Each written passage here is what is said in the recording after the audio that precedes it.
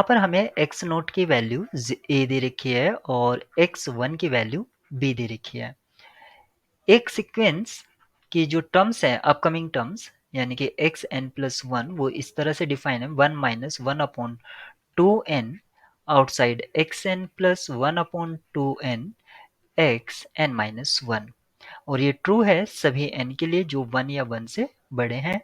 हमें यहाँ पर निकालनी है लिमिट ऑफ xn यानी कि सीक्वेंस की लिमिट क्या होगी।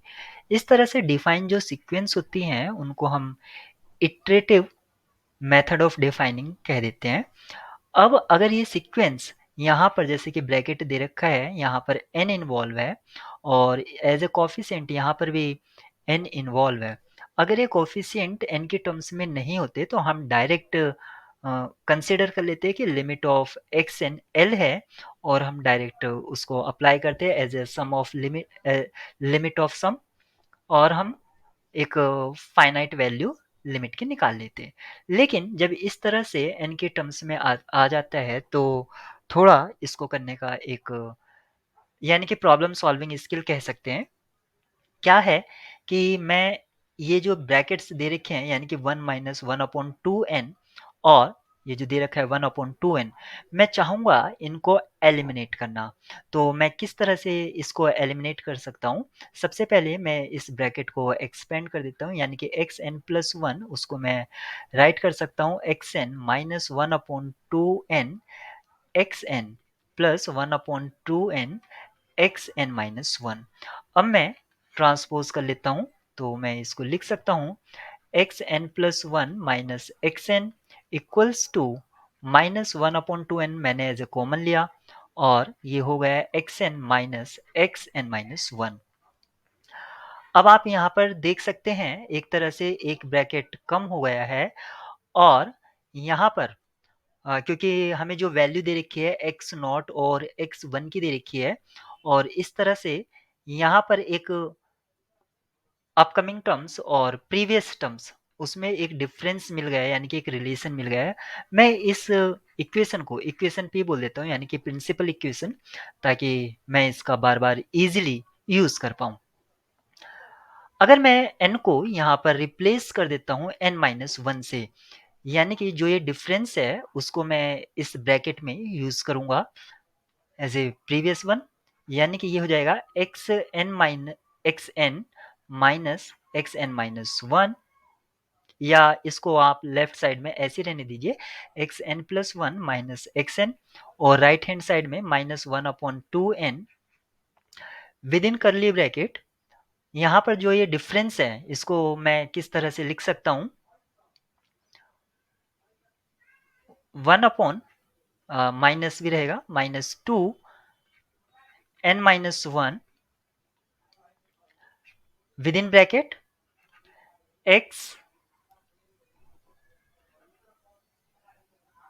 n x n-1 minus x n-2 इस तरह से हमें ये ब्रैकेट मिलेगा यानी कि मैंने इक्वेशन p का यहाँ पर with in bracket curly bracket use कर लिया है रिलेशन में। जो यहाँ पर एक कर्ली ब्रैकेट था उसको रिप्लेस कर दिया है इस तरह से और फर्दर मैं इसी प्रोसीजर को फॉलो करता जाऊंगा और मेरा जो यहाँ पर टारगेट है किसी तरह से मैं x1 माइनस एक्स नोट इस तरह से मैं पहुंचना चाहता हूं। तो मेरा ये क्या होगा -1/2n और इंटू -1/2n-2 और विद इन करली ब्रैकेट मैं फिर से वही प्रोसीजर को फॉलो करता हूँ -1/2n-4 और विद इन स्क्वायर ब्रैकेट क्या हो जाएगा xn-2 minus xn-3।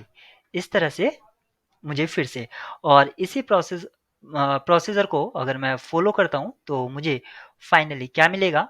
Left hand side में तो हमारा जो चल रहा है xn+1 माइनस xn और राइट हैंड साइड में मुझे कुछ इस तरह से टर्म्स मिल रहे हैं -1/2n into -1/2n-2 into -1/2n 2n-4 यानी कि 2 कम हो रहा है और यहाँ पर फाइनली मुझे इस तरह से आगे प्रोसीड होता रहेगा और ये मिलेगा x1 माइनस एक्स नोट।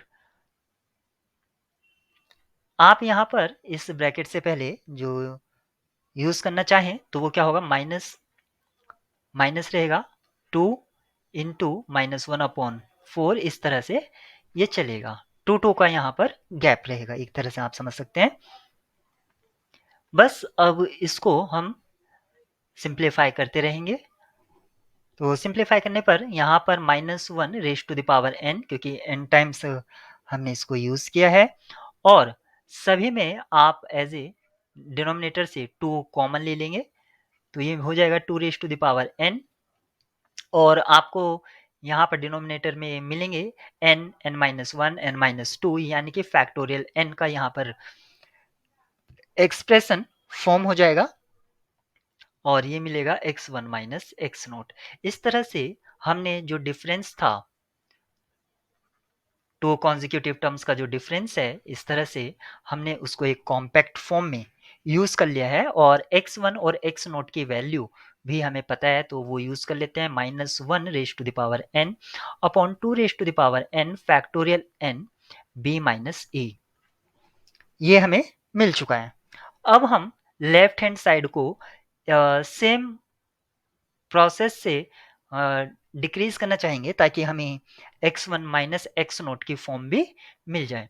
तो लेफ्ट हैंड साइड में अगर मैं यूज करता हूं तो मैं n को रिप्लेस करूंगा सबसे पहले n-1 से और क्योंकि n को रिप्लेस कर रहा हूं मैं तो एंटायर इक्वेशन में इसको मैं इक्वेशन क्यू बोल देता हूं। इक्वेशन क्यू में मैं n को रिप्लेस कर रहा हूं n-1 से, तो लेफ्ट हैंड साइड मुझे क्या मिलेगी, xn minus x n-1 equals to -1 raised to the power n-1 upon 2 raised to the power n-1 factorial n-1 b-a। और फिर से मैं एक एक मैं इसमें कम करता जाऊंगा, यानी कि अब मैं n-1 को रिप्लेस कर दूंगा n-2 से या n को रिप्लेस कर दूंगा मैं n-2 से, जैसा भी आप समझे। क्या तो n-1 को रिप्लेस कर दीजिए, फिर आपको यहां पर जो टर्म्स मिलेंगी वो होगी xn-1 माइनस, क्योंकि मैं n को रिप्लेस कर रहा हूं, अब n को रिप्लेस कर रहा हूं मैं n-1 से फिर से, तो ये n-1 और xn-2 और -1 raise to the power n-2 2 raise to the power n-2 फैक्टोरियल n-2 b-a। इस प्रोसेस को अगर मैं फॉलो करता जाऊंगा तो मुझे फाइनली यहाँ पर क्या मिल जाएगा, x1 minus x not equals to -1 raise to the power 0 2 raise to the power n-n, यानी कि ये भी 0 हो जाएगा, फैक्टोरियल 0 और यहाँ पर मिलेगा b-a।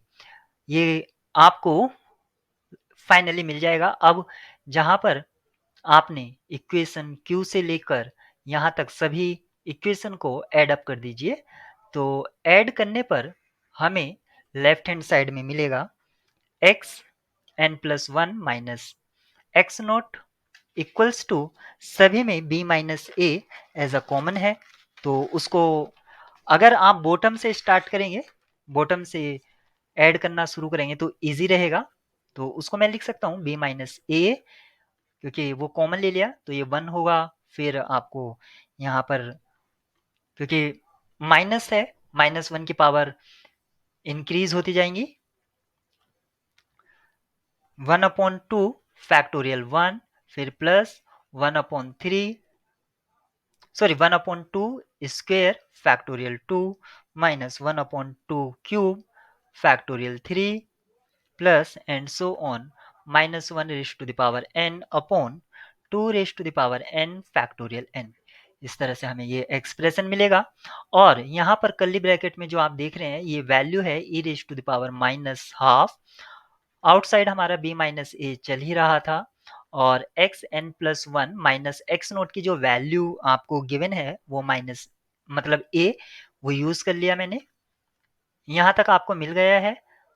अब इसमें कुछ नहीं बचा है। अब आप एक तरह से रिजल्ट के यानी कि आंसर के आसपास हैं। n plus one equals to a plus B minus A E raise to the power minus half.